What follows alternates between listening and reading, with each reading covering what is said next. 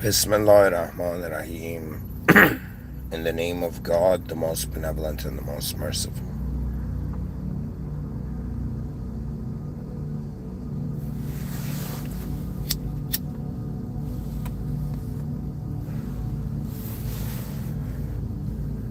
In the presence of the original unconditional moment that all conditional moments return to.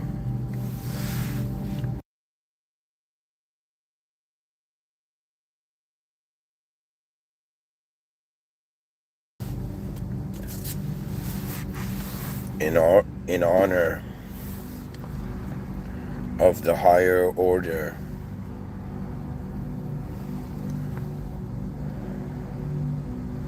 process to all these lower order simulations.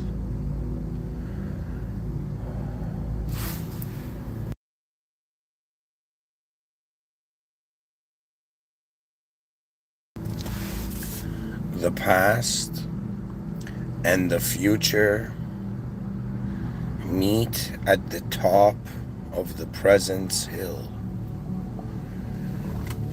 What am I talking about tonight?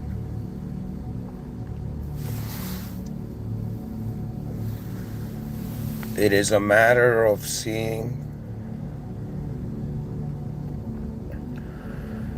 the present as higher ground.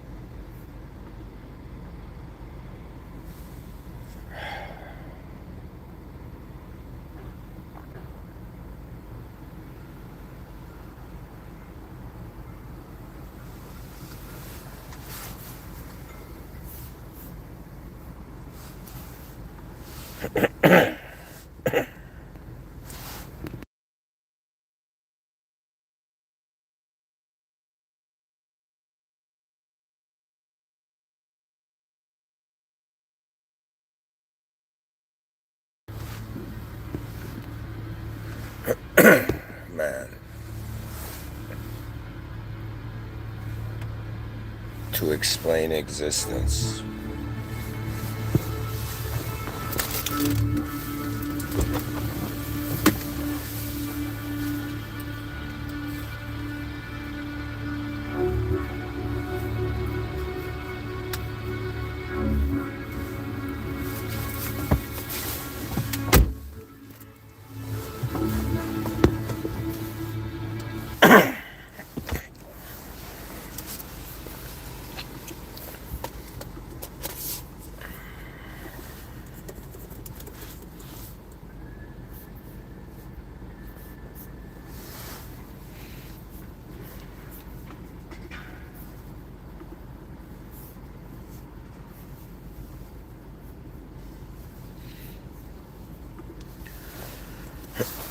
There we go.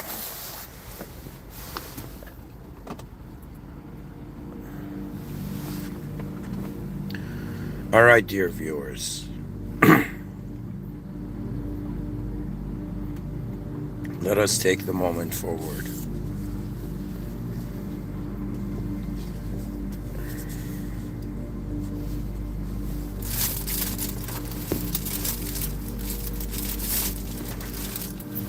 All right. The idea begins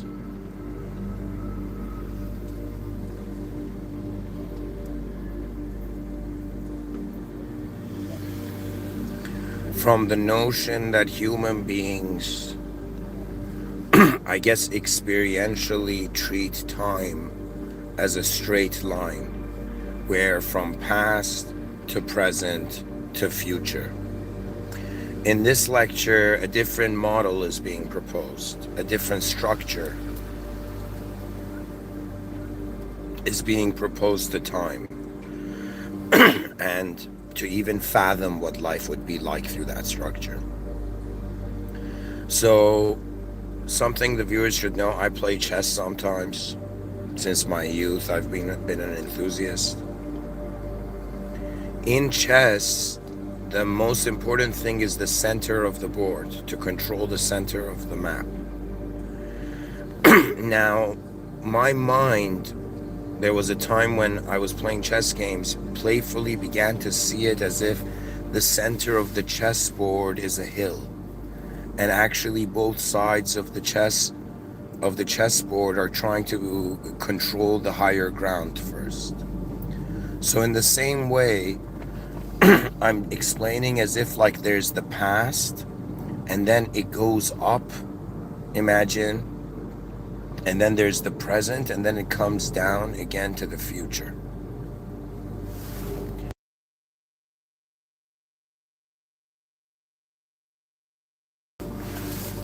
Do you know what I'm saying? I'm saying that the traditional relationship is past to the present, and then present to the future. But I'm saying, imagine it's the present. There is the relationship of the past to the present, an arrow from the past to the point of the present. And now imagine from the future, an arrow to the present. That means the present is the opportunity for the past self and the future self to make contact. So in every present moment, human beings are witnessing their past. In some sense, they're witnessing their experience become past, and then the future they're seeing. So what does this mean? From one angle, from the past, it's like we're echoes. It's like through the theological lens, God commanded beings into existence, and it's like we're echoing.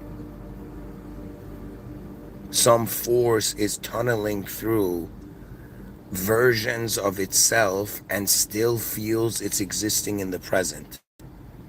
Okay? You see, there's different views on time. Okay? But I am limiting it in this discussion to the human experience of time. Now, the human experience of time is filled with time dilation. What does that mean? We're living in a world where the fastest thing we know that moves is light. There is something faster than that moves, which is the expansion of space.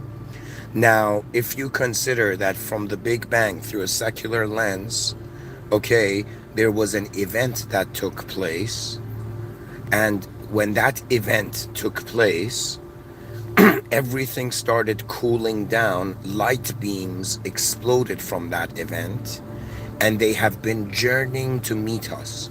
Now, we human beings take light for granted. We're like, yo, bro, it's just photons in my eyes.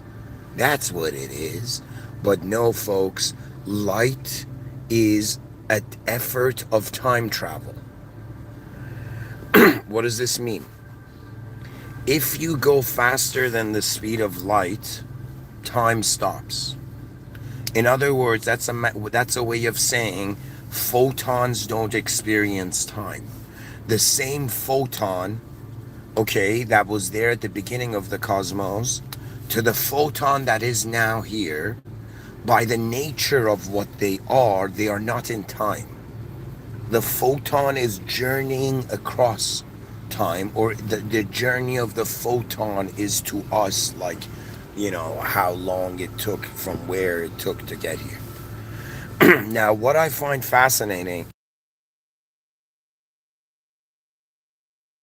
is that they say they don't believe in past. Time traveling to the past is impossible. Why? Because you can go back and before your own existence and cancel yourself out. Do you know? In other words, theoretically, if there was time travel in the past, maybe existence wouldn't be here.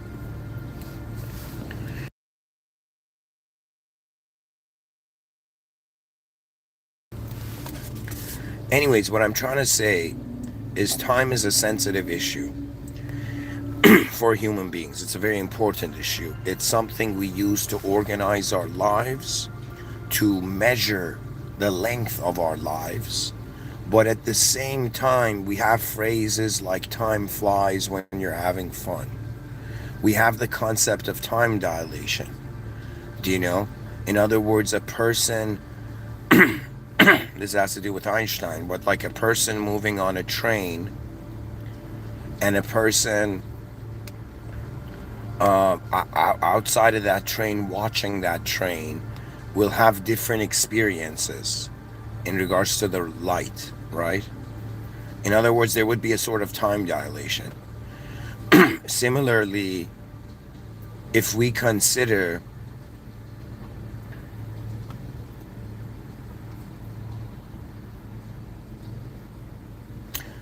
think of it, I mean, this is a common knowledge, but just like if there were, there's this issue, not an issue, there's like a saying, I'm a twin, by the way, saying this, but they're like, if you had two twins and one of them was on Earth and one of them was on outer space, they would come back and the one on Earth would be older than the one on outer space. And granted, the one in outer space will have a lot of its bone density destroyed, but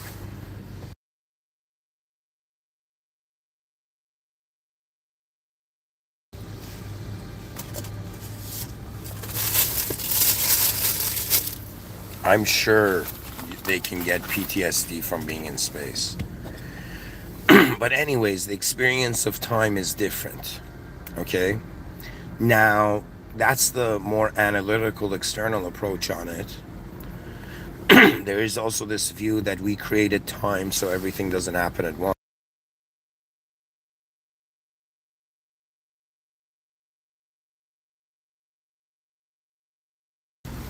Non-dualists tend to be fond of that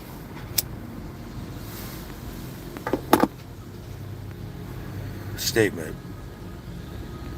But what it is we need to consider that the mind is the same mind that is generating the concept of time for itself or to itself is the same mind that also generates how much of the time has passed. In other words, the brain is not only defining time, it's measuring things with time.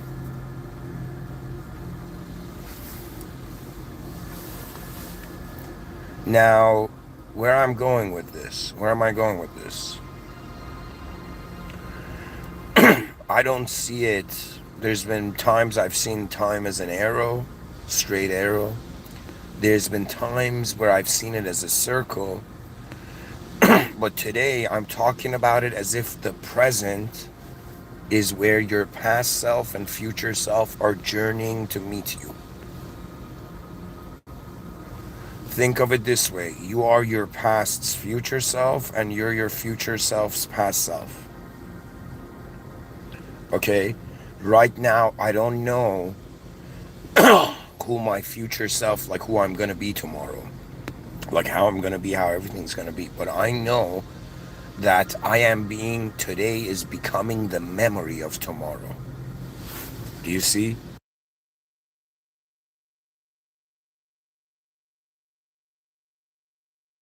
Human beings live a whole day, but they don't access the information of the whole day unless you have a photographic memory or something, right?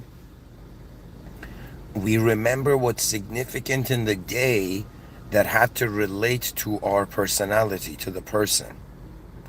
Okay? Pretty much what is real to you, you access.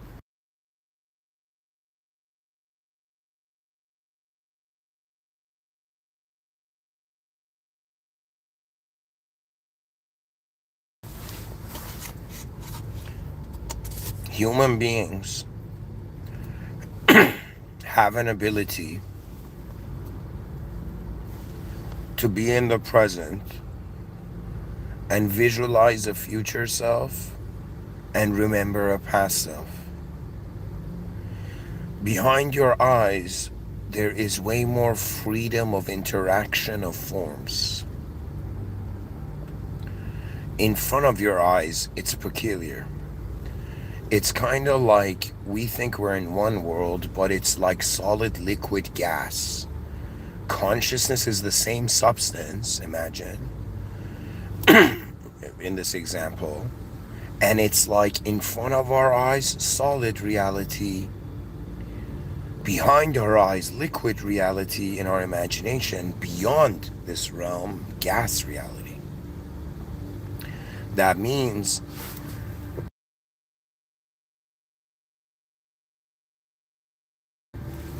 one can fathom three types of beings, even four. One type of being is a solidified being, it's a shaped being. And it depends on the movement of the particles. We can see death as if, like, oh no, something ended, or we can see death as a surplus of awareness. Your awareness has surpassed the containment of the human form. In the same way you overfill a cup of water, it pours from the outside, right? A person can have an awareness in this life that is owned by an idea, or you can let the world be free. You know, a lot of people, their minds are touching the world. It's kind of weird. Everybody's touching life. I don't mean physically engaging it. I mean in the sense that we subjectify it and personalize it.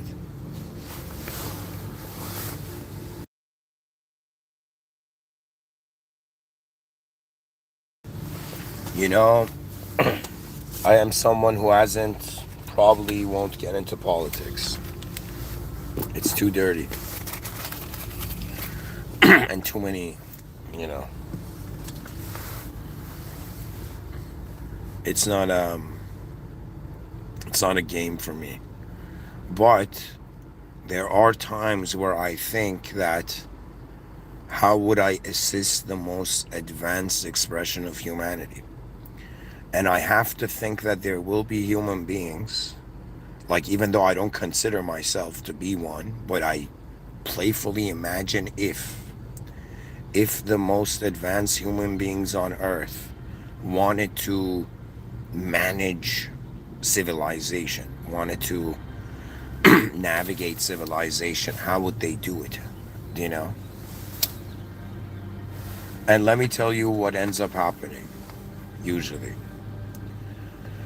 I in my books, through my view, the most advanced are not those that have accumulated the most advanced things.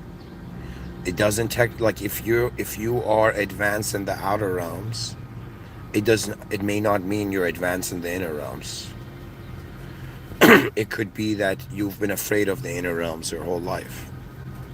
You've never chosen to be responsible for the awareness to form. You've just been responsible for the form.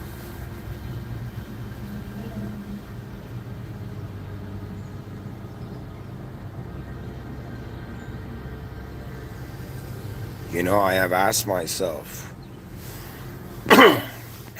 what is wealth? And then I was like, there's something weird happening in civilization. All these future generations are being born, and they all want to be alpha males who have Bugattis and are billionaires.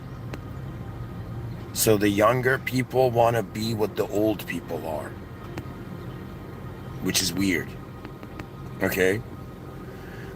Now, the issue is the value of the moment.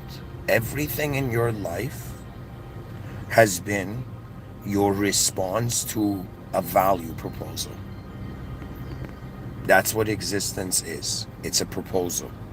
It's something that they put in front of, it's like put in front of you, and you're like, okay, I'm looking at existence right now. How do I value it? And ultimately, what are we valuing? We are valuing the quality of our experience through a duration. If somebody asks me and says, Mr. Within, give me a quick answer. What are human beings doing on Earth? I would say a very simple strat. I would say give you a simple answer. I would say maintaining a coherent self across all the conditions of reality as a retaliatory strategy to uncertainty and instability in their life,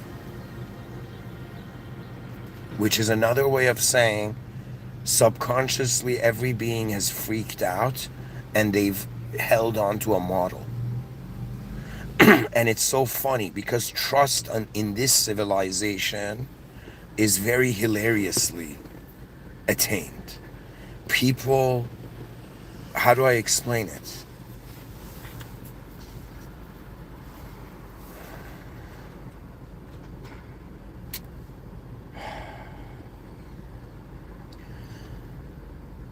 People think of it that there is a line in civilization. There's a line. There's a wall. Imagine just like Attack on Titan, Shingeki no Kyojin. I want you to see the economical classes of the world as a wall. But imagine there's one giant wall in civilization. On one side of the wall, people are exchanging time for money, objects, subjects, whatever. Or let's say they're exchanging ultimately, because all the other things you need money, they're exchanging time for money. Okay? One side of the wall, time is being exchanged for money. Other side of the wall, money is being exchanged for time. What does this mean? It means money has a limited value. It also means we need to look at the wall, this giant economical wall. Okay, they called it an invisible. They talk about an invisible hand in economics. Mr. Within is making waves in the economical sectors of academia and just saying there's an invisible wall, guys. Okay, and this will explain everything pretty much. So on one side of the wall, there's 8.1 billion humans. Now, I don't know what number to give. Let's say 1/3 of them are on one side of the wall, 2/3 of them are on the other side of the wall. Whatever it is. Okay? Just for the sake of example. 1/3 of civilization has understood, due to circumstances, whatever, okay, that after one has money, the money has to be converted to time. So it's like, I saw this interview. There's this kid who goes and interviews billionaires on YouTube. He interviewed this billionaire, and this billionaire ran up to the kid and he's like, "Hey kid, do you know, if right now, would you be willing to give me your youth? Like if you're 20 years old, would you rather be my age and have $1 billion, or be 20 and have nothing?" Right? And the kid was like, he laughed and he said, "No, I won't trade my youth for money." Do you know? But that is what is happening, folks. And it's not the problem of the individuals. It's the issue of how this civilization is designed.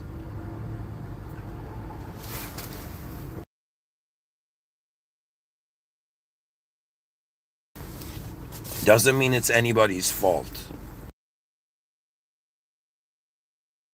Even if there are the most evil, demented beings on Earth, the most chaotic, effed up beings on Earth, especially when somebody believes that this is a system that is administered by a system admin, it is never their fault. One must consider that they do not understand. That means I don't know why our ancestors were freaking savage AF.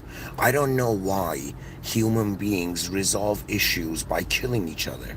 I don't understand why human beings have separated into chunks of land rather than realizing they're one species on Earth. Do you know, I don't understand why there are humans living in human civilization right now that are dehumanized or they dehumanize. Do you know what that means? The most important thing about being human is not to forget we are human. And evil is a mutation of human nature. Do you understand? We have reached the era of civility. The moment human beings wore clothing, the moment we had names, the moment we could communicate, the game changed. That means viciousness, savageness, anger, these are lower world traits. Do you understand? The human value has surpassed towards intelligence. We are all experiencing the information age.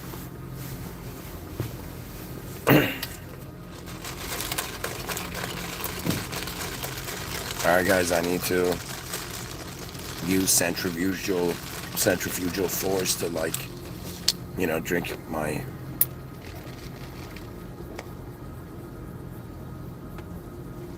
macchiato. They're like, Mr. Within's drinking a macchiato, the system's got him. I'm like, guys, the system is so underdeveloped, it doesn't have anything. It's all a show. To be honest, all the fear that human beings experience, all the conspiracy, all the tragedies, everything you're scared of, it's more of a subjective fear.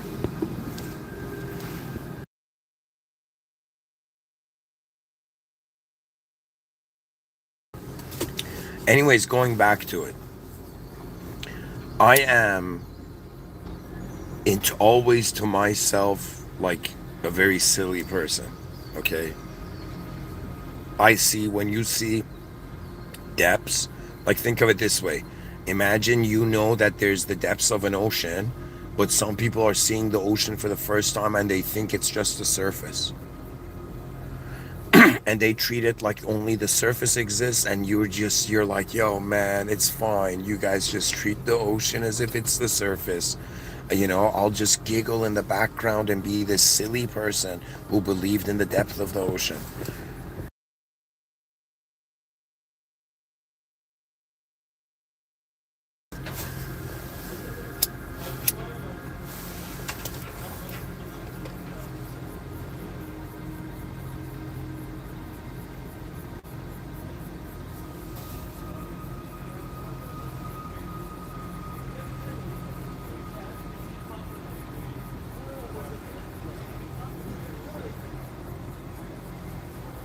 I'm trying to tell you this. If somebody asks me about, I consider myself somebody who's had a certain training with the inner realms. Whether I knew it or not, I have been witnessing inner realms and expressing it like for years now. Okay, I'm aware of, like, the word mind is not just the word mind to me. I am aware of the inner realms. When I tell you that, if you are wondering, yo man, is there anybody who has contacted their future self?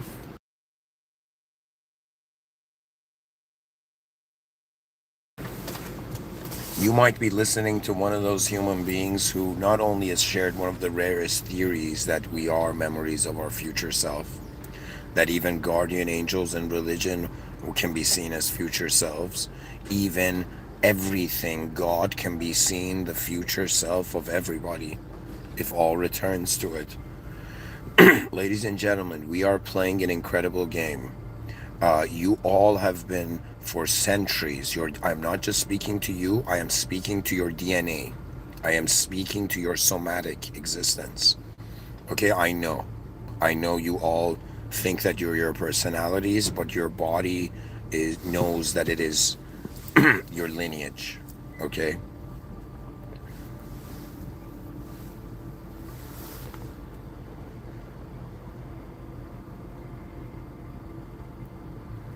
To all biological DNA programs roaming the surface of the earth, immortalizing themselves, some essence trying to continue. I have no idea why my ancestors lived and the ancestors of many didn't. I have no idea why I am the first out of my lineage to, in some sense, journey on into cyberspace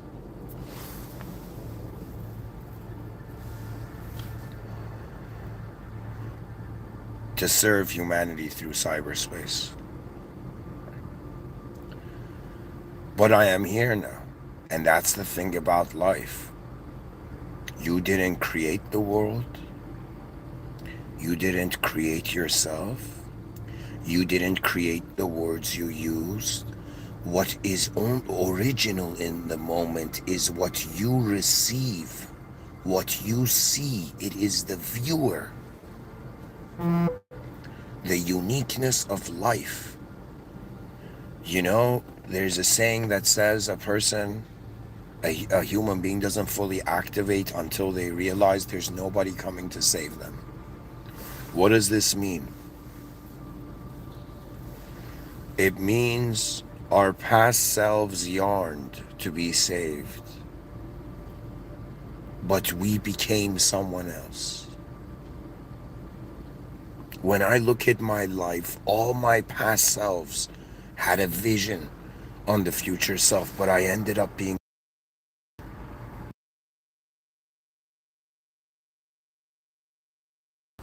And I've lived 12,500 days.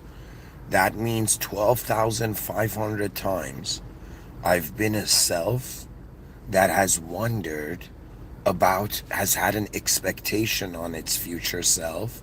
And then the next day I woke up and there were variables that moment previously didn't consider. Like I could have just given one talk and 10,000 people listened to it and I'd be like, yo, man, I'm done. That's 10,000 talks. But no, it wasn't just giving talks. Like you guys, I know to others it is something mundane, maybe. To many it may be something mundane. But to me, this is life. This is my life. That means I have looked at this cosmos, looked at this world, and asked myself, okay, man, what is the smartest thing you can do? And I've noticed every day it's like a life of a candle. Like before I sleep, everything is entered my awareness, said hi, and at the end of the day when I'm sleeping, everything's saying goodbye one by one.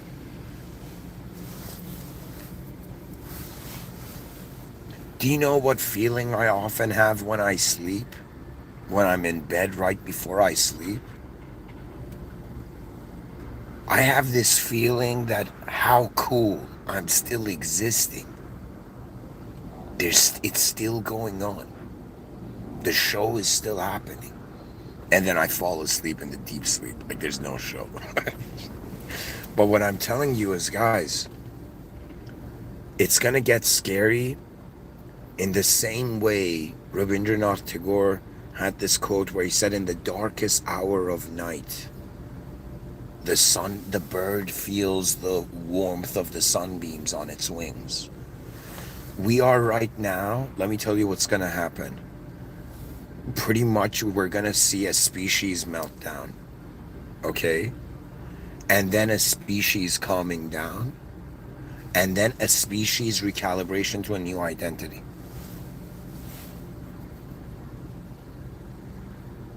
Somebody in the chat section, welcome guys, says smartest thing you can do is love. Right, but isn't it important to know what you're loving? Imagine I go tell someone, I go to someone and say, I love you, okay? But I have no clue if that guy's like the cruelest person or that woman's the cruelest person or, I don't know what demented soul that person is. So it's important to know what you're loving rather than just loving how you feel or loving what you think. What does true love mean? Why do relationships break apart? Because they all think they're in love. They use the words love. They say, I love you in relationships. But what love means is not leaving someone alone. Excuse me, I should say it differently. Not letting someone be alone in a moment.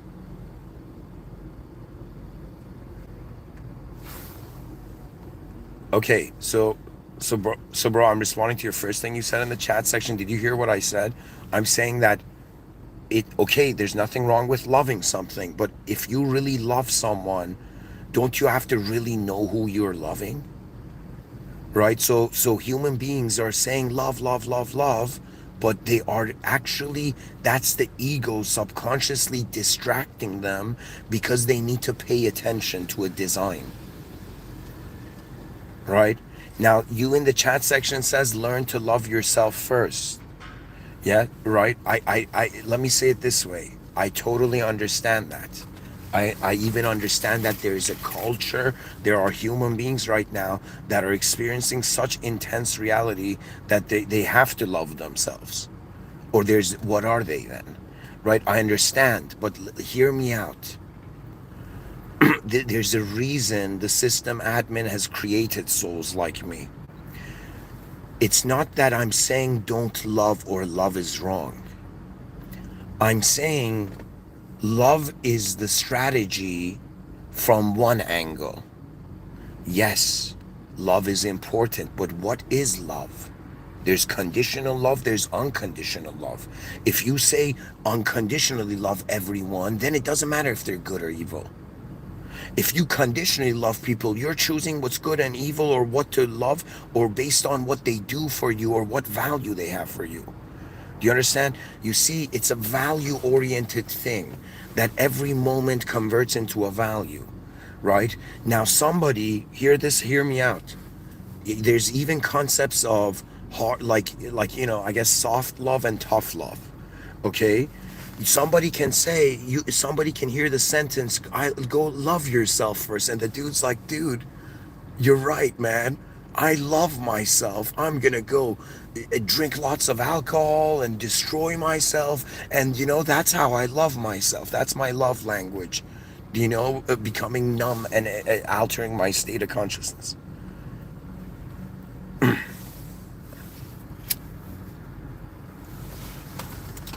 Okay. All right, guys. I'm just gonna agree. Yes, love is important. I don't have anything against love. There's some souls on this planet, they even feel they don't deserve love. Do you know what I mean? But on some level, the system admin is the source of love, right? The system admin wasn't like, everybody just go to hell from the beginning. I already know your destinies. The system admin was like, let's see what can happen. And part of love is giving freedom, not taking it. Like a lot of parents, Middle Eastern parents, think that freedom is like taking, you know? Or they don't understand. Sometimes when you give something, you are taking space out of someone's mind. Do you know what I mean? Love is very important. Yes, be a loving human being, but I have another concern. I'll give you a situation, a case. Civilization is a system of design, and civilization has a design issue.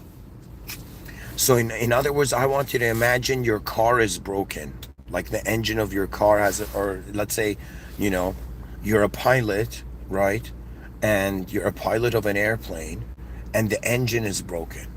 And the stewardess comes and tells you, the engine has an issue before, and this is before takeoff. And the pilot looks at the steward and says, "What should I do, ma'am?" And she says, "Just love the airplane. Just love the engine."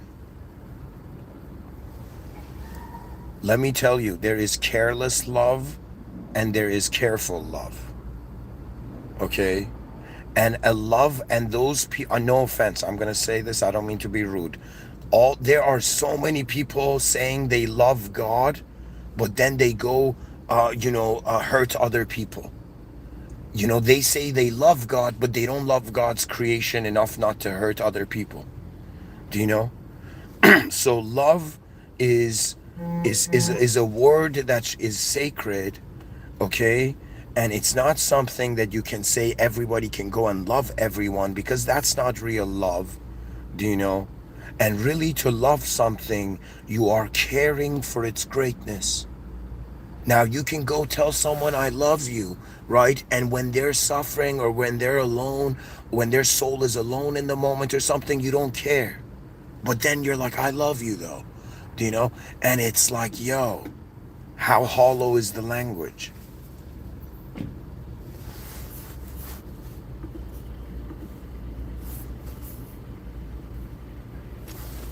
Am I wrong here, guys?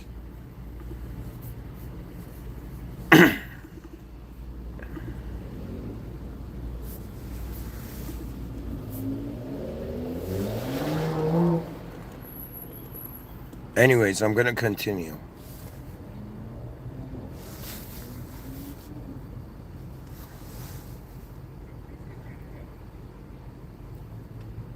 You are present in a world. You are here for some time. No one like you exists. No one like you will ever exist. You are conscious. Your consciousness is a viewpoint on the realm. You have eyes that, in some sense, see a reality that only the world is waiting for you to share. It will soon be discovered, just like the whole in holy books. It has been said that the system admin has prepared everyone for the experiences they're entering. We fear what we don't understand and we hide in caves of the past, but the future waits for us and it will wait till the end of time because destiny will be met. O human species, you will discover yourself as a great force of the realm one day. But until then, 8.1 billion humans, it's like they've been given a world project.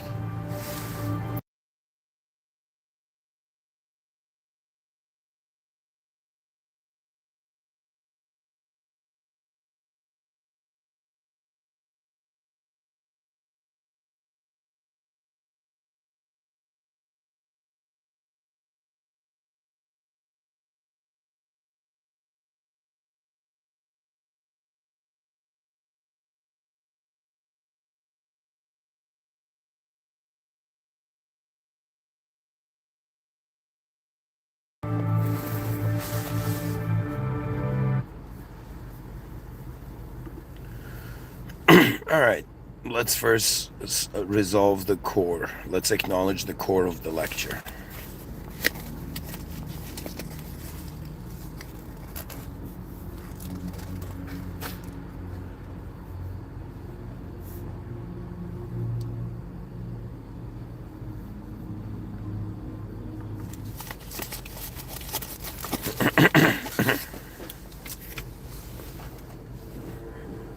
All right.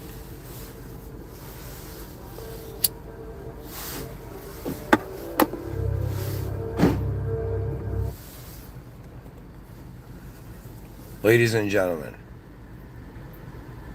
this talk is about a human being saying that we've been living in civilization, allowing the past to define the present, looping in those simulations. Our ancestors freaked out. They couldn't stay unknown in an unknown world.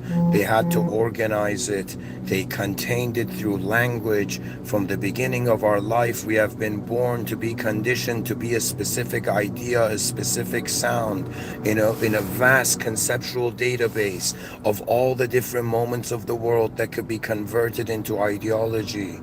The modern man is facing a new era of consideration of all forms of the realm.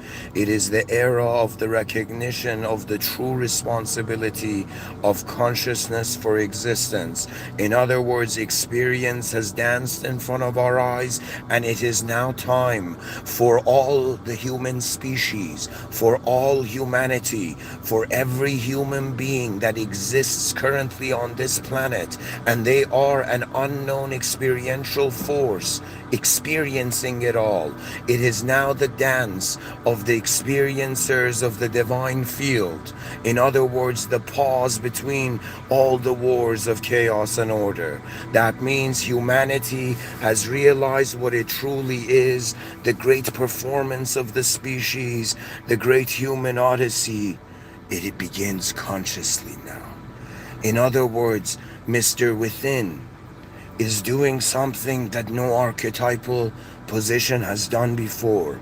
In the honor and the mercy and the reverence of the original higher power that all conditions stand in the presence of, Mr. Within witnesses the angelic and the demonic and the battle for the nature of man between chaos and order.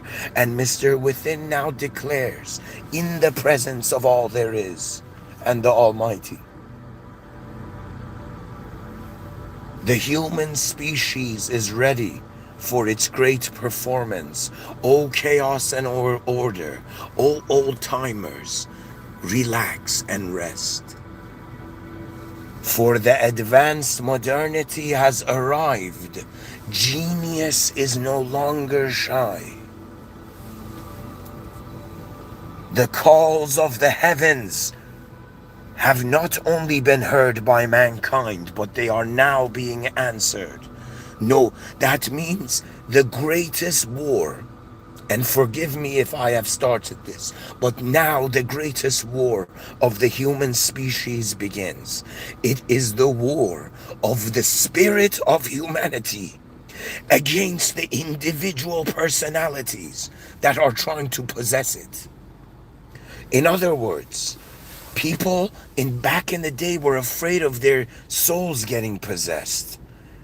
What about the spirit of the presence of the species getting possessed? A bunch of egotistical, let's say, emotionally immature world leaders pressing nuclear bombs. How dare the potential of the species be denied? It is only in God's hands. That means, oh evil, your smiles are only God authorized. It's only God's teaching. You are a lesson.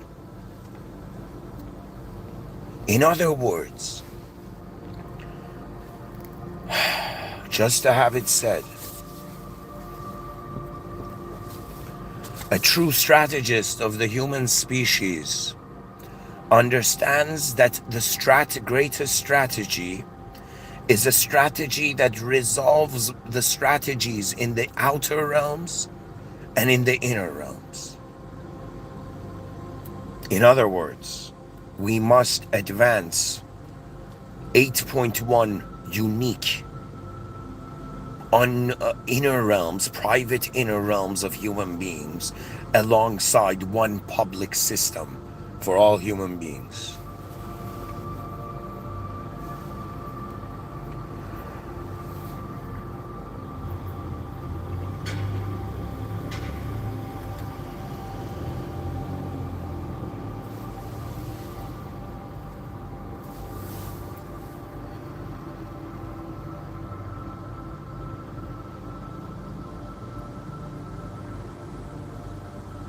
What are these strategies? What's the greatest strategy for human beings in front of their eyes, to all of us, for all of us? And what is the greatest strategy for all of us behind our eyes, in our inner realms? Imagine if I was in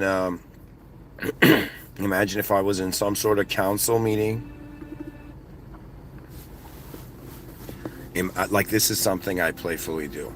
I don't know if it'll ever come true, but deep down in my heart, I felt like I need to be part of the most advanced team of civilizational design. But if I can't make it there, at least my talks will.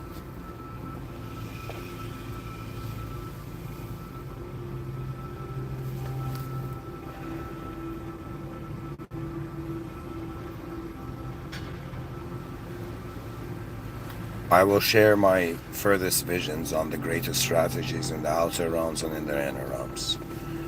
Countless nights, my hobby was quickly wrap up the normality of the day and immediately become fascinated by how everything else will happen.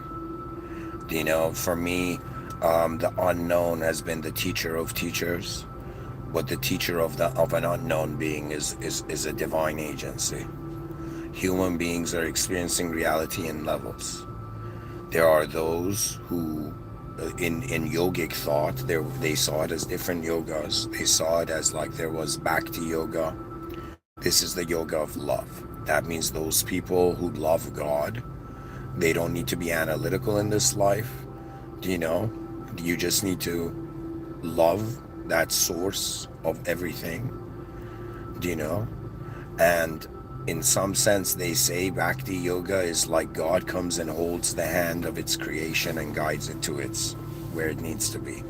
That's Bhakti Yoga, the yoga of love. In the same way, like the mother's love to a child, or a father's love to a child, it's a kind of yoga.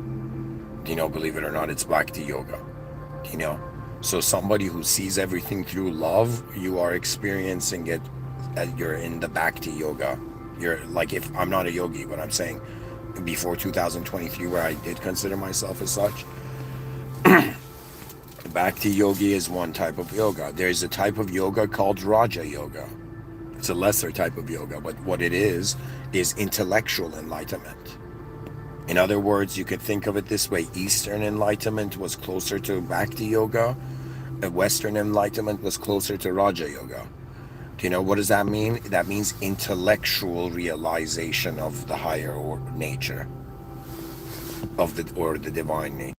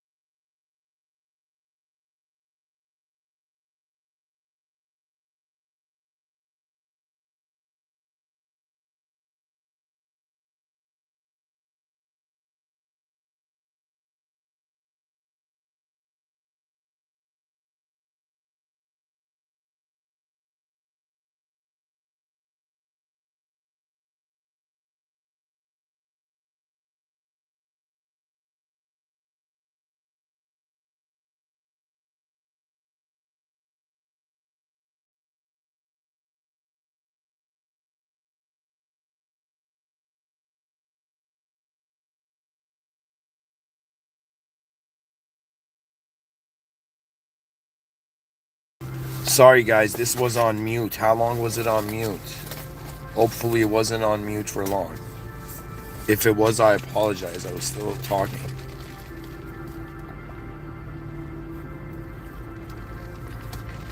So guys, there was...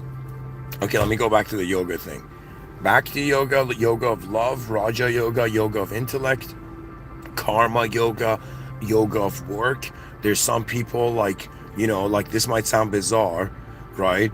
But if you ask the Himalayan yogi, why is a child born in a poverty-stricken country like somewhere in Africa and is starving on the road and nobody cares?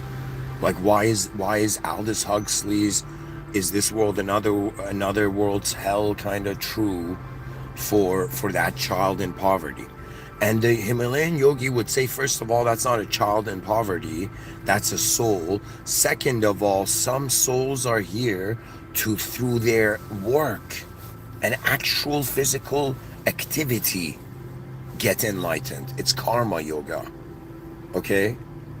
Right? That means, I'll give you an example. I'm Muslim, by the way. I don't have these beliefs. I'm just relaying to you the like these realities exist. For all those people interested in non-dualism, enlightenment, samadhi, Parabrahman state, if you are interested in that, there was a dude named Sri Ramana Maharshi who is like the best person to get inspired by for enlightenment stuff and meditation and yoga stuff. Okay? And Ramana Maharshi was this sage that never left this ashram in India. Okay? And there were Westerners and Europeans and people from around the world who saw him in Europe in a market or somewhere, saw a version of him or some simulation of him, right? And then they journeyed and came to the temple and found him, right? And this guy was a dude who would go into samadhi to the degree that like his legs had an issue, like he had sat too long. But it wasn't him sitting. He was living like he said from the age of 10, he sat down and tried to die. He lied down on the ground and tried to die, closed his eyes and tried to die, and then he realized himself. And ever since that day, this guy's become some beacon of enlightened silence. Like there's a story of attributed to him, and then his disciples came and like shared his insights to the West, and there was a lineage to it. So it was Sri Ramana Maharshi, then Papaji, then Muji, then whoever's next, and then whoever's next, and whatever. Sri Ramana Maharshi, okay, they called him the incarnation of silence. That means he was so still and silent and alert to how the moment was being present, that it was as if he was an undisturbed mind. Now, let me tell you, when it comes to bodies, the body that is more stronger or faster is like more powerful, okay? But when it comes to enlightenment, the mind that is more still and silent is powerful. True power in the inner realms doesn't have to do with being able to move fast or be strong or drag a giant vision to your species. It's not about that. It's more like,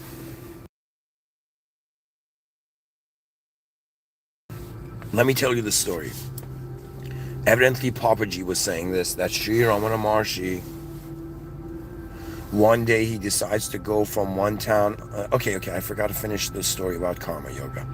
There was some dude in Ramana Maharshi's ashram where a bunch of Westerners and Europeans had become his disciples, and this dude was never never told to meditate. He was just doing labor of the whole ashram for everyone. From the moment he woke up till the moment he slept, he was just labor. Just next level, and no meditation, no enlightenment talk, and a very simple man. And then some of the Westerners are like, oh, like why isn't this guy learning meditation, right? They go ask Sri Ramana Maharshi, why is this guy like just working? Why doesn't he get to meditate? And Sri Ramana Maharshi, in accordance to that Vedic view, yogic view, he looks at them and he says, this guy is just finishing up his karmic credit by serving like me or something like that, by serving not me, like he wasn't a me to himself. Sri Ramana Maharshi was like, there was no me technically. So anyways, the guy was fulfilling his karma yoga. He had to do work here and then he was done, right? According to Sri Ramana Maharshi. And all the people in the ashram were like, whoa, this guy's like on his last simulation on earth and he's wrapping up his karma yoga, his work.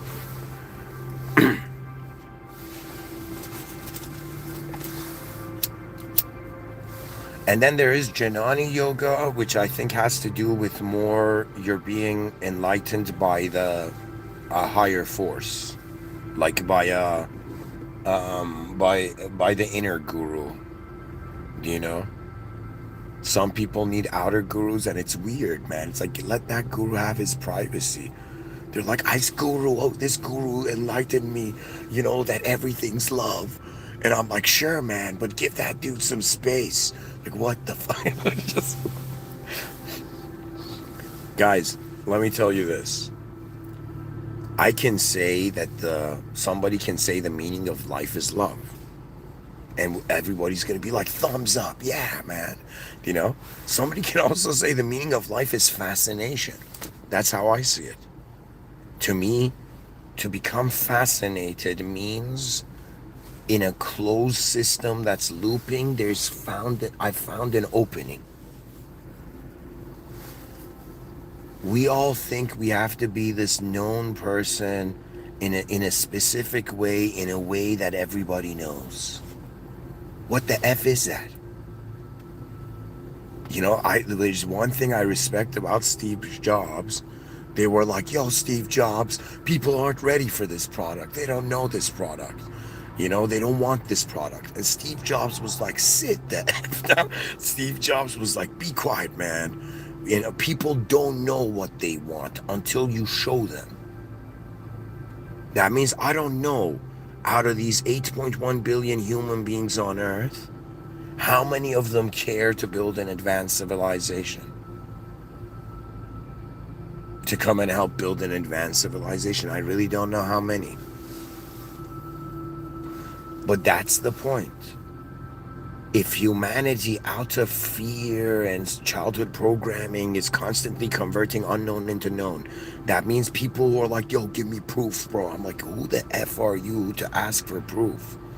In a tiny pocket of the observable universe, in a changing world, you're asking this instant self of myself and yourself to prove to this instant self of you, which you won't be you the moment I give you the answer. Guys, it's a mystery.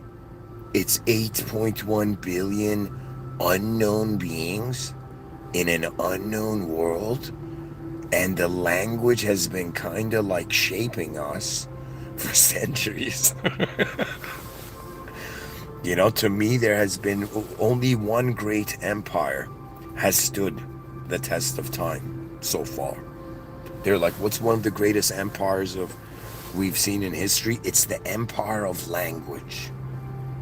Language has been like a conqueror. You don't understand. I'm a continental philosopher because I'm an unknownist at heart. That means there came a moment where I was like, God, is truth in the unknown? And there was like no answer, and it was just pure silence. And I was like, wait a minute. What if the unknown is the truth? Literally the unknown. That means this system is not designed to be known, but it's designed to be performed in. We're here for some activity.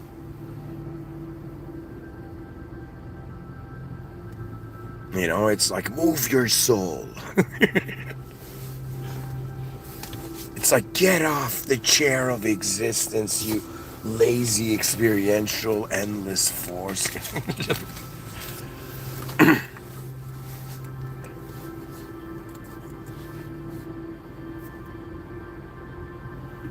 Guys, there was a moment I saw like the viewers of my live streams is like as birds, and I'm like throwing seeds, and I'm like, all right, as long as they're getting seeds, they're listening. But in reality, I am a bird myself, and we must fly beyond the branches.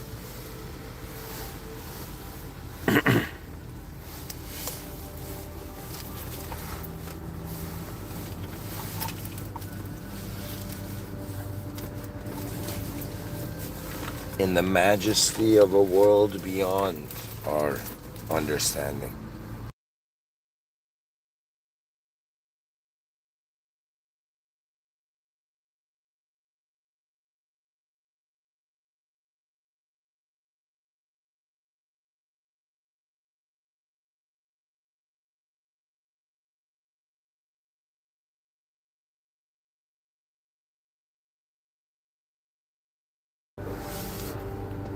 They're like, what is greatness in the void?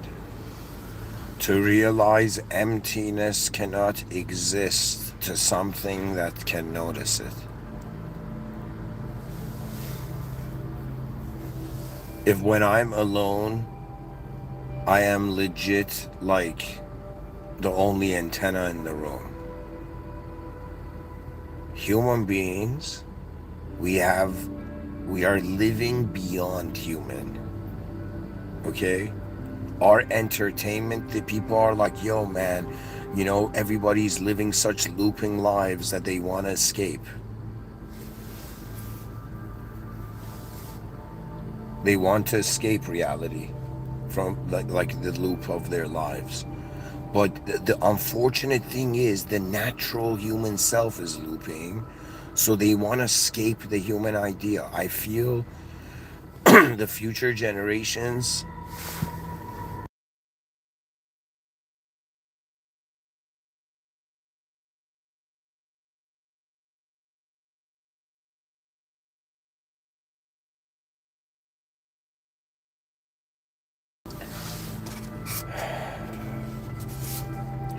it's like they're saying the STEM sciences, that let's say less people are caring for analytical access to reality, and they are prioritizing their life based on an emotional access to reality. So the future generations are relying on their emotions and their vibes and their kind of like, feelings, and they're not informing themselves because they haven't been trained to be informed. Okay, so right now we're like experiencing an intellectual civilization in 2026. The future generations are becoming more of an emotional civilization, and after there's the emotional civilization, they're going to become pretty much a kind of liberated, disciplined civilization. What does that mean? That means freedom has a value. Freedom is not just like an infinite quality.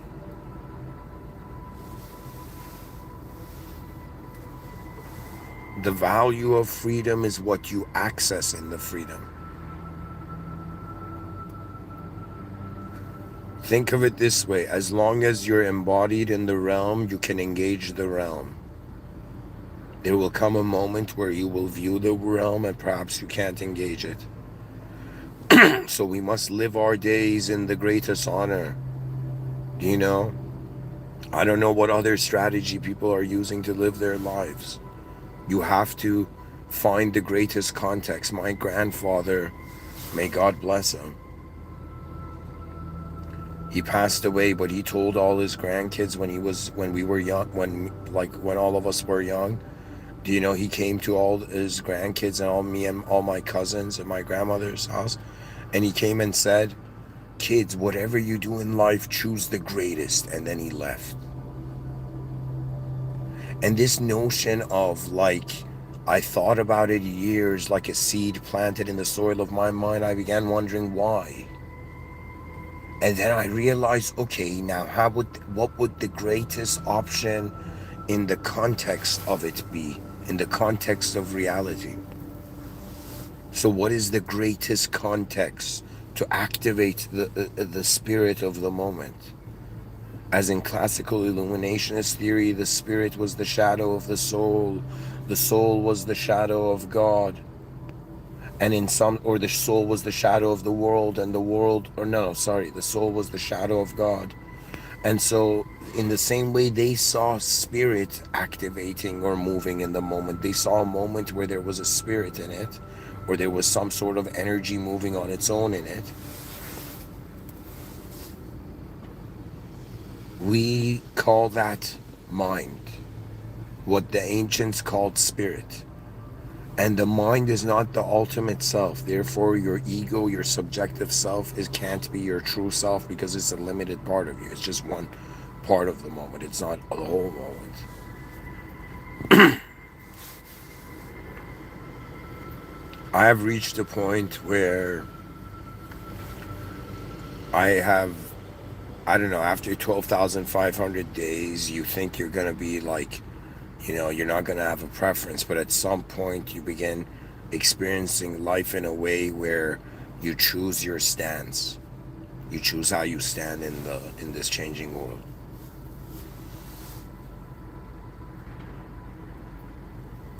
I have chosen personally to stand in a world where from the moment I wake up, I must acknowledge the power that's the source of the power that moves everything. And to me, human will is like divine will that has recognized its divine will. To be human is to notice you are beyond. You are the command of the beyond.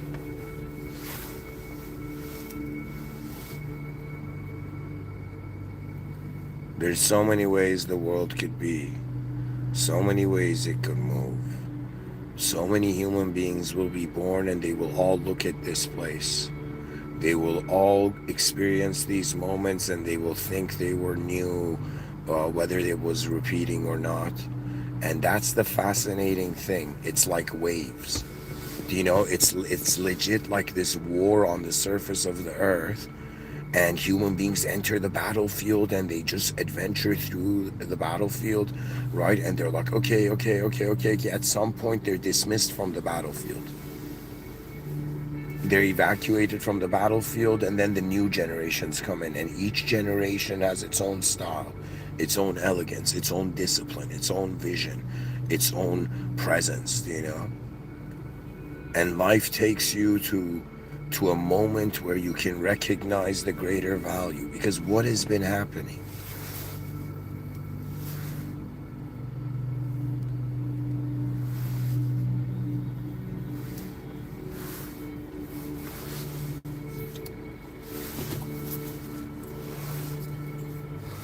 What has been happening from the beginning of our life till now?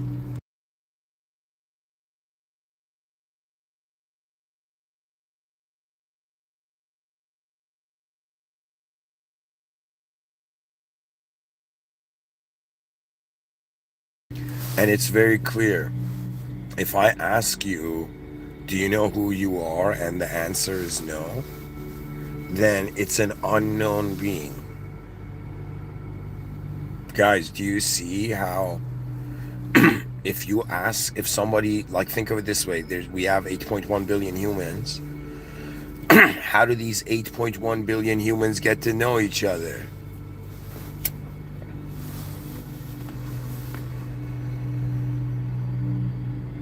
They interact.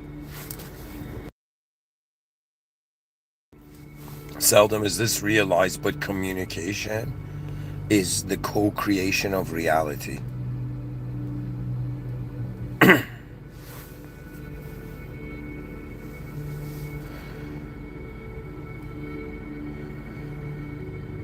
Ultimately, everything is guided by the furthest vision.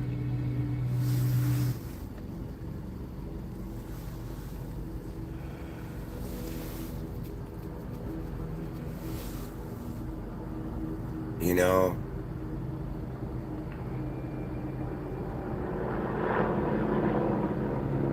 there's layers to everything. The moment, the same moment we feel something, 8.1 billion other human beings are feeling something.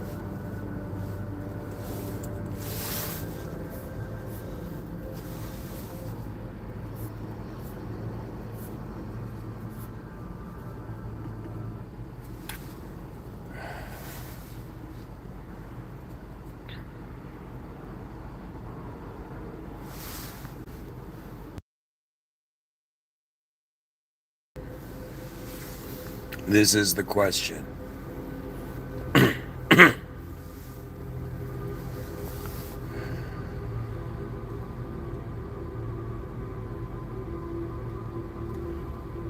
Why is all of this here? Obviously, for something to happen. What is humanity's role? Humanity is like a certain interpreter. Humanity has interpreted a certain range of this unknown cosmos world, and we're living in accordance to known values. So human species, to be a human being, or what the human species as an activity is, it's a level of biological organism and naturalhood, or natural organismhood, which is a really hilarious sentence, but it's like I'm experiencing my natural organismhood right now. They're like, what hood are you from? I'm from the organism hood, bro. We're all organisms. But the whole point of it is, why has Stardust turned into a podcaster? That's the big mystery. And the bigger mystery is, why haven't you subscribed yet? Like, it is okay to, the poet Rumi has this lecture where he says, it's not lecture, he has this quote where he says, before death takes away all there is to before death takes away all that there is to give away all there is to give away all that there is, something like that. There's probably a better version of that out there.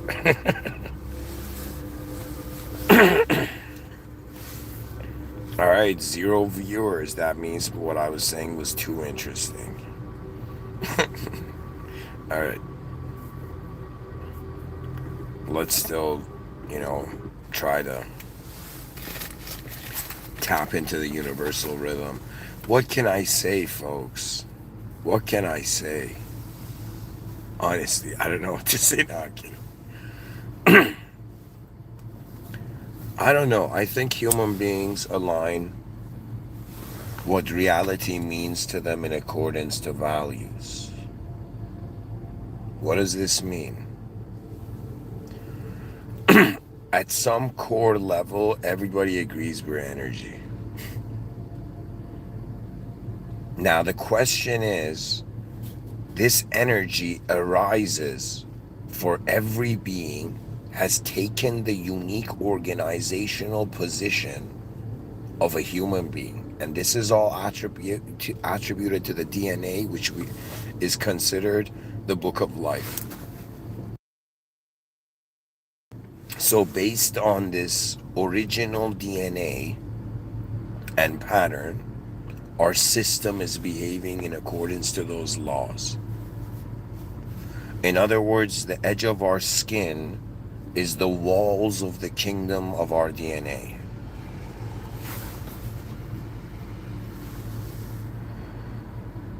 So every person has a unique DNA, has a unique memory trail and experiential journey in this world, has a unique is a unique occupant of a unique moment from the space-time in the space-time continuum. And at the same time, no such energetic structure has ever existed. That means all human beings are rare architecture. The most foolish human being is still unbelievably, strangely more advanced than like a squirrel. Like, no offense to squirrels.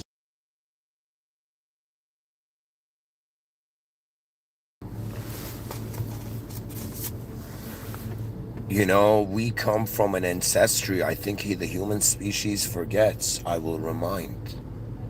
Mr. Within will remind the human species that you ignored certain values because they were attributed to ignorance.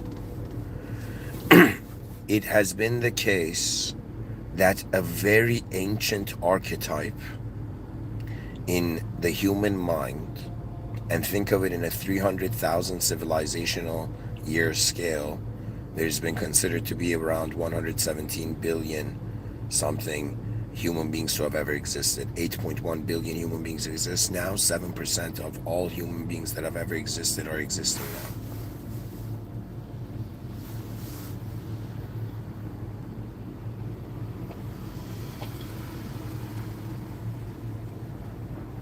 In ancient times, not only the context of the world was more transcendental, but they had an engagement with the natural and living world as if it was sacred.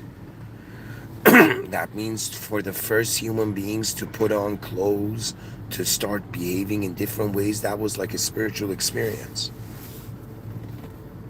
In the same way, like a farmer's kid going and working in an industrial factory was like a spiritual experience. Complete transformation of the expectation of how normal reality should be. Eventually, it will be realized being normal in a changing world is weird. Everybody is unique. The only thing that unites us, that means the only reason I keep talking about the advanced human civilization for years now, the only reason is because when I look in the mirror, that's what I see. I see a member of something. I attribute and I tell myself, okay, what am I seeing in the mirror? People are like, so many people, the younger generations, take the mirror, their reflection in the mirror too seriously. But you know, people who are like, let's say, unknownists, that when they look in the mirror, they don't just see themselves. They see a member of the human species. Doesn't matter how shy, introverted, scared, whatever, anxiety, depression, whatever you have, you will when you realize the context of this system, in a massive unknown changing event, we're all trying to stabilize ourselves as through a singular narrative.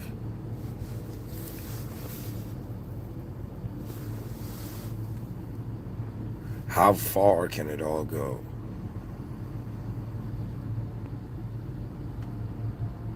When will we be called upon by the higher view?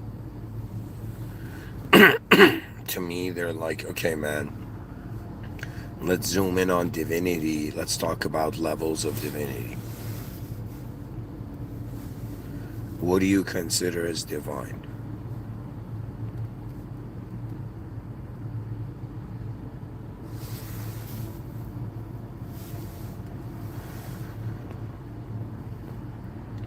To me, anything that moves by itself is intelligent and it's unknown. So unknown intelligence is fascinating. But divinity is not unknown intelligence. Divinity, it's like the moment already knows how to happen. It's like you're not just you're not just a human being in a system, in a planetary system. You are a whole moment's containment of all that you saw.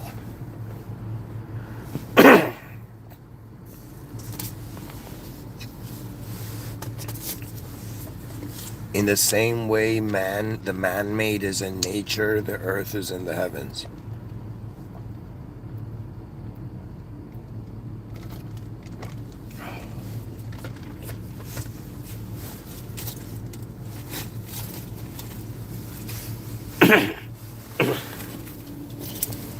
You know how some people are like, yo, man, I can't go to heaven if, like, my friends and family don't go to heaven.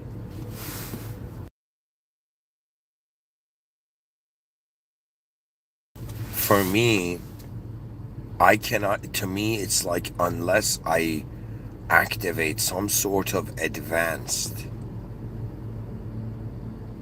movement, it's like I have to see the songs of the advanced civilization starting. I have to start seeing everybody recontextualize their worldview, that first we are like not even first, like forget it, we are just members of the human species and we care for the human experience.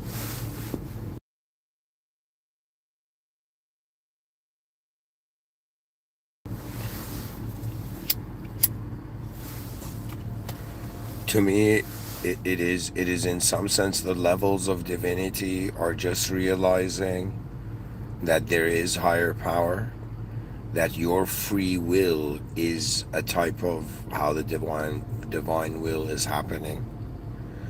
It means the moment doesn't just have human value, the moment has a value beyond what humans are aware of.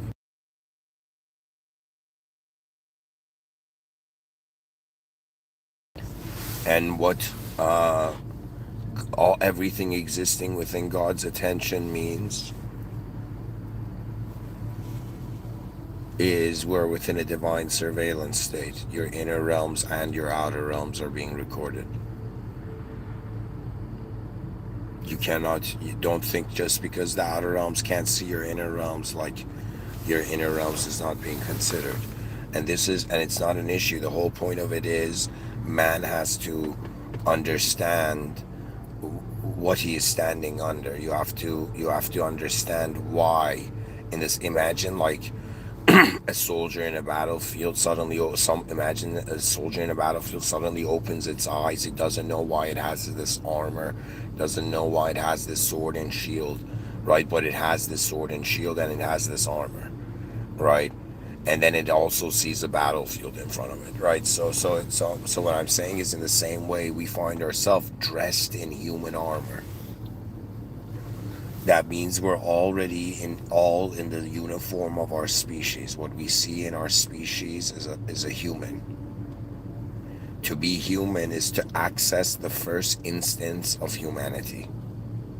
That means everybody is connecting to the species through what it means to be human from their experience.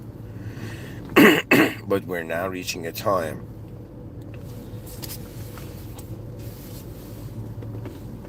where we cannot ignore the unknown anymore.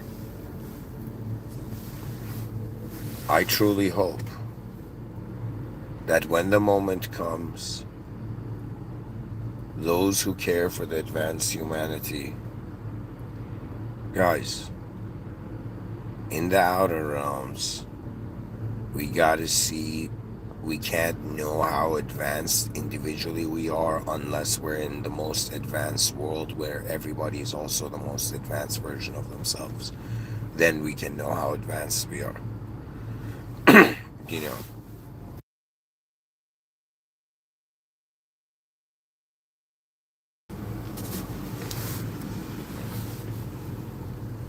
that's what Superman realized when he fought with General Zod. He realized he's a noob compared to how his world fights.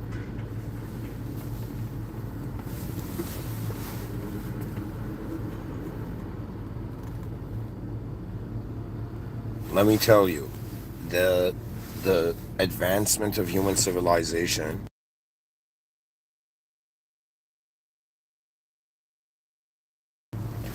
guys, I'm going to tell you this story perfectly fits it. This is the story. I want you to take the lion as a metaphor for civilization. There is this lion king in this story, a true lion king. And he's walking at the edge of his kingdom and he sees this farm. He sees the fence of this farm. He doesn't mind it. He's a generous king. He looks across the fence and he sees the unthinkable.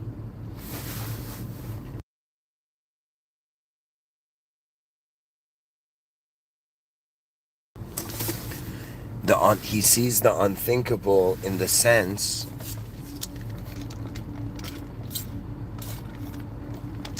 he sees the unthinkable. He sees the unthinkable. Oh my God.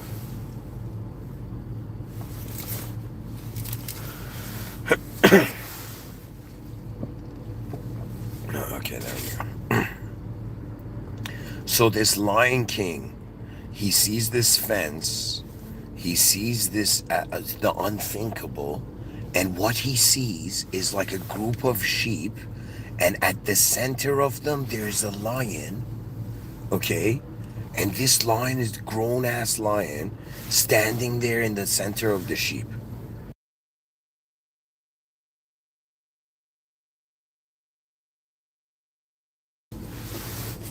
And this Lion King, this old Lion King is like, what the fuck? Do you know this? No, this old Lion King looks at this and he's shocked. He doesn't understand it. And he's patient. He looks at it and he says, hey, lion. Hey, lion. You lion in the center. And there's no response. Then he says it louder and all the sheep run away, but this lion in the center doesn't move. He's not scared. He's the bravest sheep. And then the lion says, lion, come here. And the lion in the center, even now that the sheep are at the line where all the sheep are hiding behind it, you know, is just staring at this Lion King. And then the Lion King looks at it and says, hey, weird sheep, come here. And then the lion starts moving slowly towards the fence. And the lion says, looks at him and says, I am the king. I am the Lion King. I am the king of this forest. And you weird sheep, honor your king and follow me.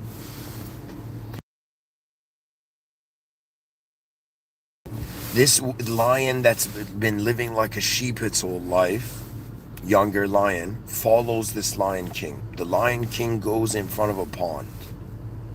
The Lion King goes in front of the pond and tells the other lion to come in front of the pond too. The younger lion follows, as if he's listening to his destiny. He's tired of his sheep life, you know.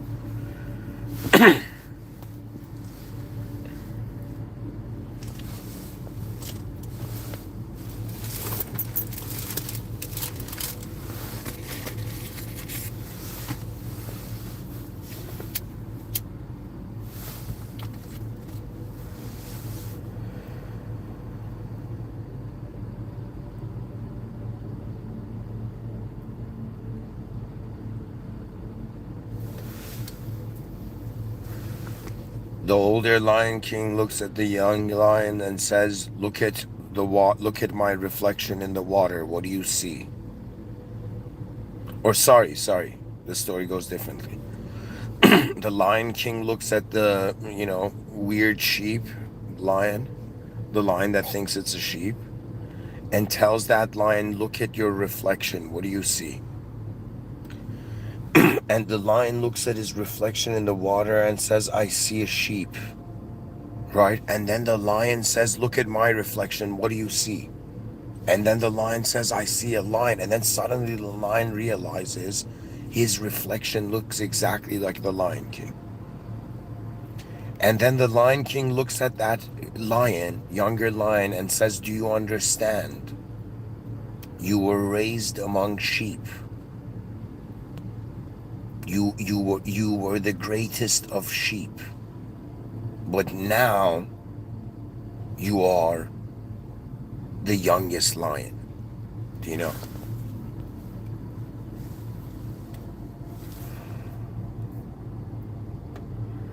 And what ends up happening, right? It's the idea that the lion at the center of the sheep is civilization.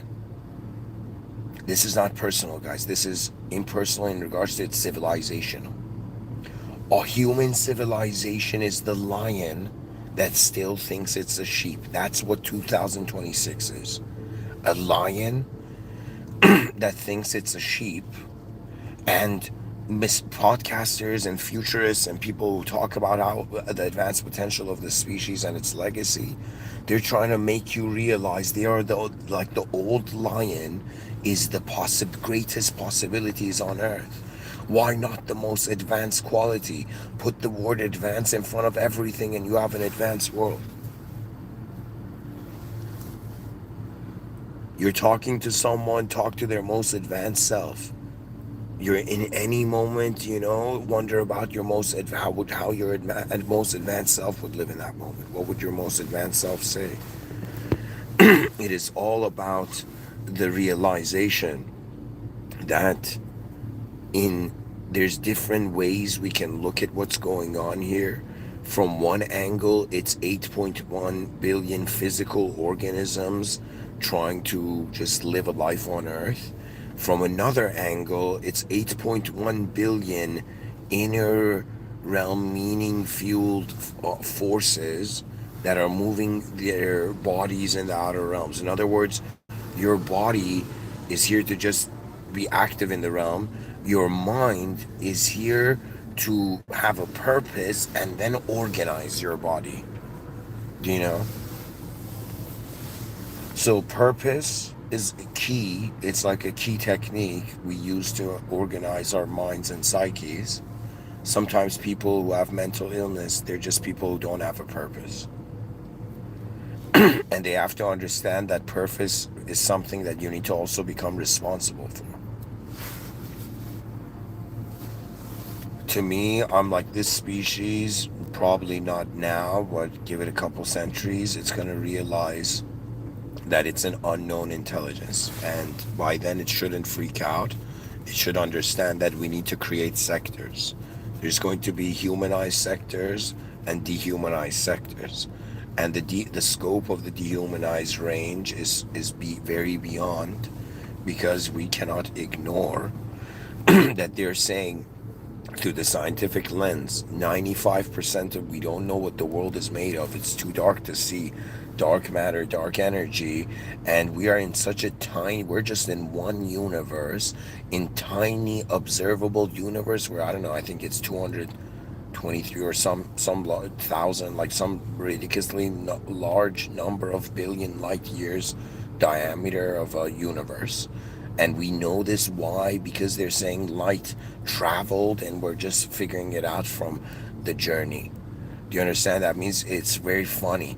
Everything that we see, do you know, like, is light that has traveled from a past that no longer is that past.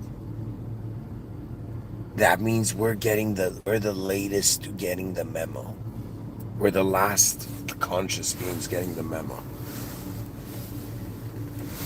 In other words, by the time the light enters our eyes, countless civilizational cycles have happened. Like, it's unbelievable.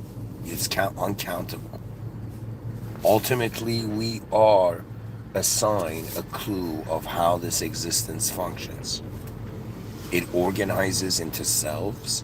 These selves again realize they're in greater worlds. Then they organize themselves. Hegel, this philosopher, said there's the thesis, then there's the antithesis. And then the point is not thesis wins or antithesis wins. It is the synthesis. It's not about like endless fight of chaos and order. It's like, why are the forces imbalanced in this moment, and what is the point of the moment? It's always advancement. To me, religion is having a relationship with the most advanced power in the realm.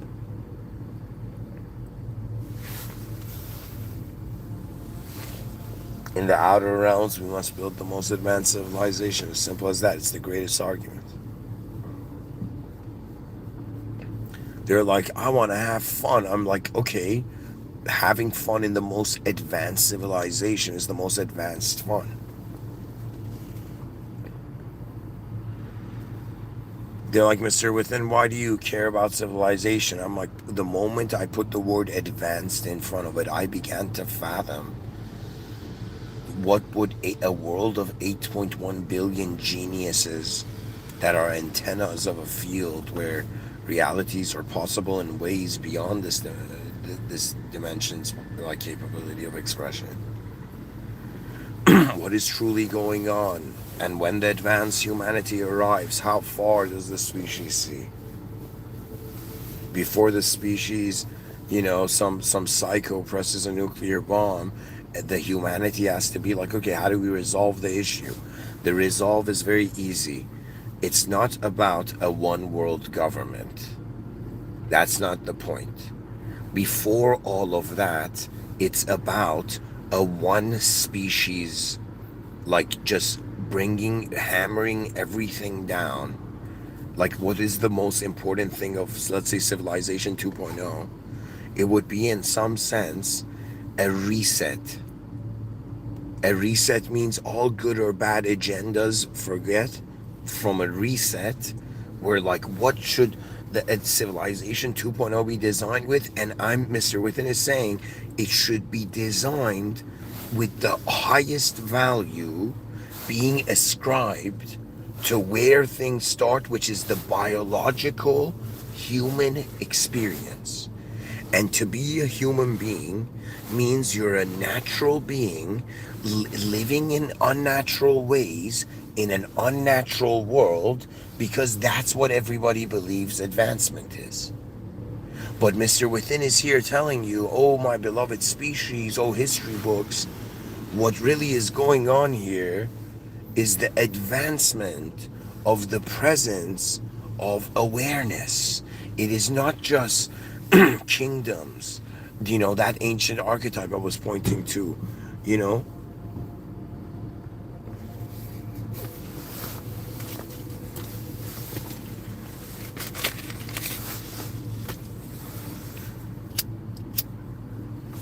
There's inner kingdoms, there's outer kingdoms, okay? We say there's the mineral kingdom, there's the plant kingdom. Well, guess what? There is the human kingdom. But the issue is that we have crowned the present.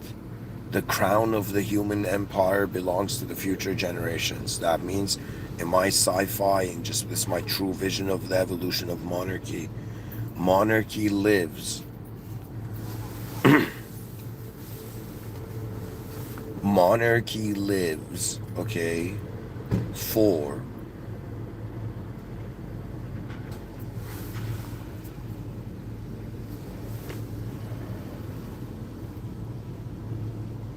how would I explain it? Monarchy, like, if they were like Mr. Within, what sort of king would you serve?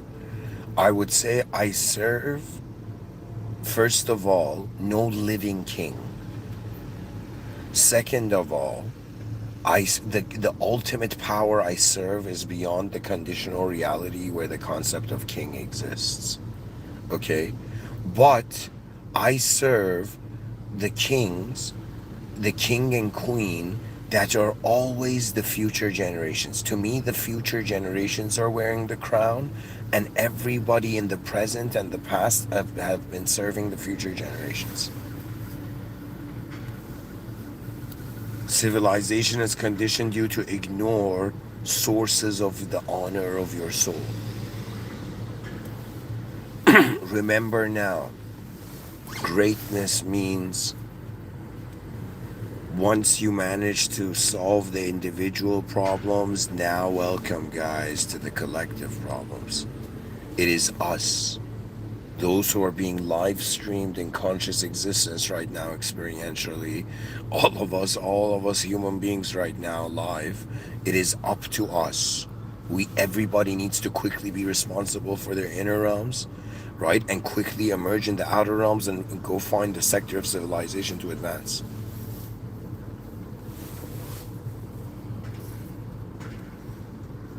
Anyways, thank you for listening. I hope this lecture was interesting. And and ultimately my greatest understanding is go directly to the system admin. We're users, there's mods, there's infinite views. Go directly, like ultimately it comes down to us being simulated beings and realizing everything is a simulation or layers of simulations inside simulations, and it's like at some point we're like, okay, let's relax and realize that all simulations, okay, had to be a simulation of, right? It's a simulation of or from. And so the way through the theological lens this universal design has been shaped, it has been commanded into existence. In other words, yes, the soul is unknowable and it's in the jurisdiction of the system admin, and it's the command of the system admin beyond the unconditional, it's the command of the unconditional original being. We as simulated beings here on earth must organize our simulations and realize it's kind of this bizarre moment where Mr. Within saying, guys, that era in history has come where human beings are seeking the original earth. We're seeking the original human life. That means we become species level conscious. That means when we see human beings, they're not just it's like our impressions of them is not who they are. They're like this unique camera viewpoint we don't have access to, and we need to care for the quality of every human being's experience and the quality of the most efficient designs in existence. That means it's like they're like Mr. Within. Oh, what is this? Like, what sort of general in guiding an army would you be in modern times? I'd be like, it's not a physical war. The war of modernity is about the alignment of human attention. All human attentions are like in their own bubbles, you know? And it's as if visions are limited to the self's capability of seeing. That means most people are living in their own meaning. But when you realize it's an unknown system, there's more unknown than known, your meaning doesn't define all of it. So you begin noticing the limits of meaning, of your meaning, of how you give meaning to things. Meaning is an internal activity. You know, it's like in front of your eyes, you see the forms. It's like the lines in the paper, and then the meaning colors them in, right? So what something means to you, that's why we have the word sentimental, right? That's why Hank Moody broke like the light of his Porsche. Anyways, folks, the world has turned in many ways, and let us realize that it was an unknown world, an unknown self emerged. This unknown self used language to know itself, and now it's thinking it's a known self in a knowable world or known world, but it's actually still an unknown world. And it's all about the conscious return.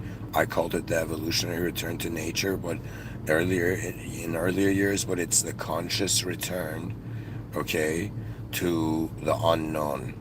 That means human beings have become responsible for all the known variables in their conscious moment, and now the unknown variables remain. Imagine you were the most perfect, organized human being. You were like the best human being, the most advanced human being in every area. Okay, the next great leap of advancement. Now you are being responsible for your unknown self.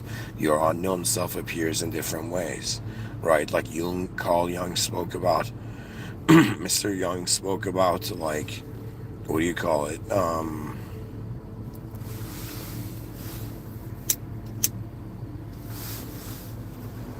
He talked about the collective unconscious and the emergence of archetypes, right? So similarly, I'm telling you that your unknown self is your relationship, not just with who else you could be, but with what else the world can be, what else everyone can be.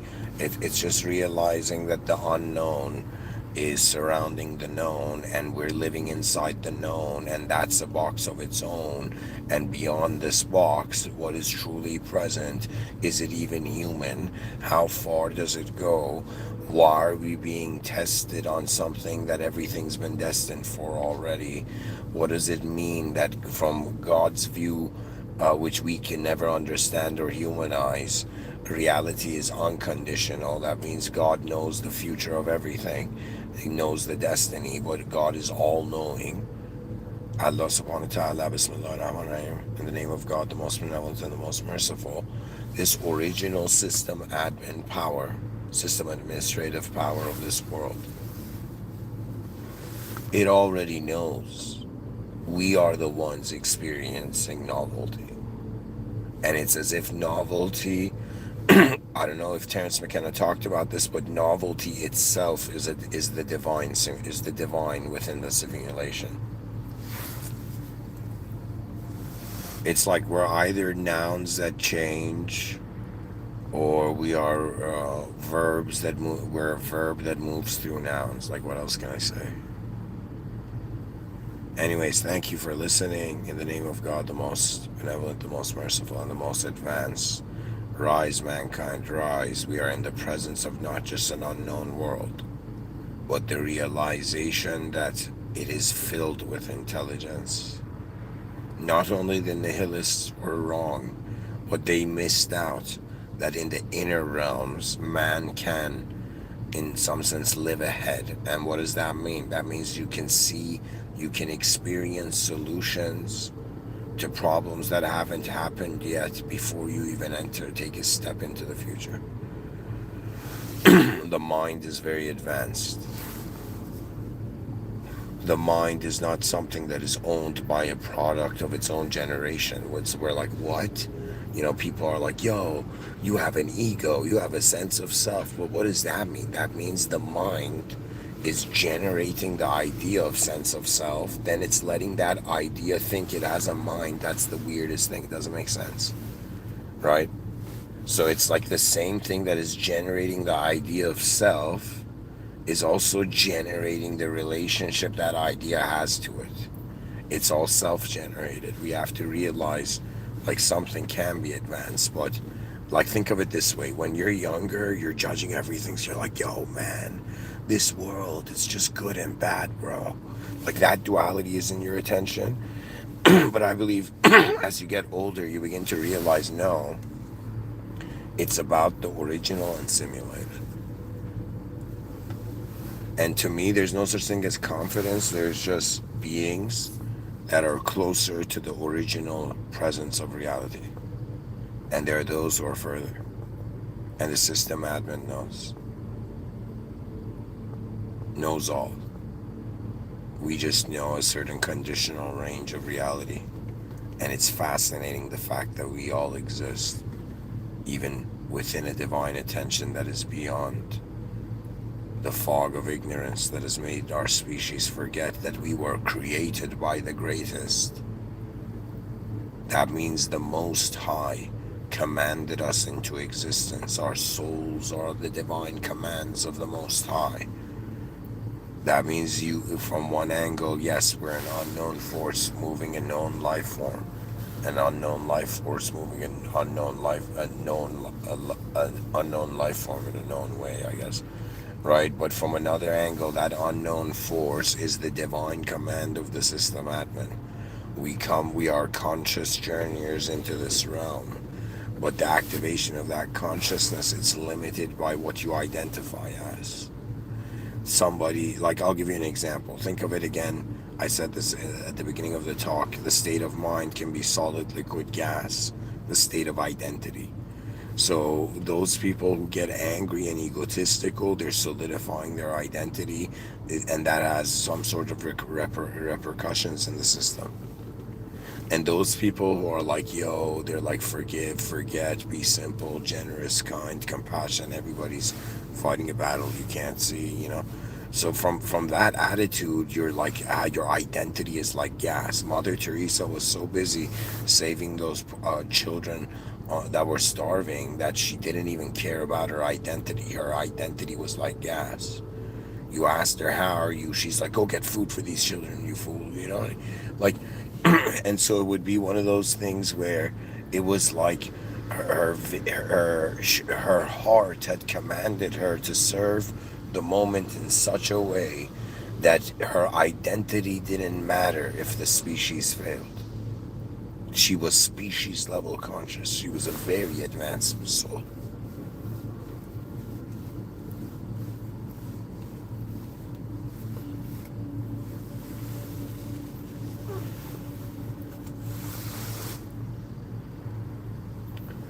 Anyways, thank you for listening.